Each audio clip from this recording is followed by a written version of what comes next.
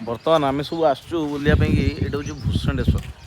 भूषणेश्वर जानी ना शुणी भोगरी में बहु प्रसिद्ध मंदिर यहाँ भूषणेश्वर मंदिर एवं से मंदिर को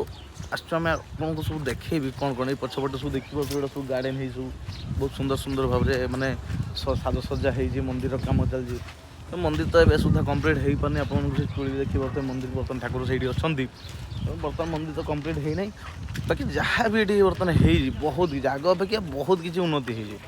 देखिपे पछपटे सब सिनेरी गुड़ाक देखिपे और मंदिर भी देखे भूषणेश्वर को देखे आप देखिए केमती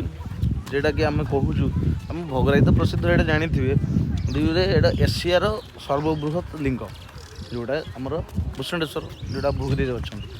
तेणु से मंदिर भी देखे बर्तमान चलतु देखिए मंदिर भीतर को जावा देखिए मंदिर कौन कौन सब साजसज्जा केमती कौन सब चलती ये सब देखिए किसी दिन पूर्व जागर गला या चड़क मेला सब आसो जोटा कि आम चंदेश्वर बहुत प्रसिद्ध सब देखिए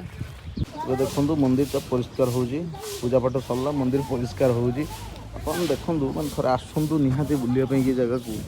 भूषणेश्वर नजारा को देखूँ निहाती भाव में आसतु ये टोटाली पूरा सब देखी पड़ते गुड़ाक सब गार्डन काम हो विशेषकर ये जो गछटा देखी पड़ते बर गछटी एवं यहीटार कौन हो ना जो सब मानसिक करती मानसिक सूता सब बांधुंट सिंदूर फिंदूर सब बांधुंट आपण मैंने भी थे आसतु एवं भूषणेश्वर को देखिकी जातु भूषणेश्वर नजारा को गोटे फिल करूँ जे केमी आम भोगरी के प्रसिद्ध यहाँ केमी भाव में यार सब कम सब चलती आगामी किसी वर्ष भितर कि कम्प्लीट हो जाए कथा कम्प्लीट होले यार माने चतुर्पार्श्वटा बहुत सुंदर देखा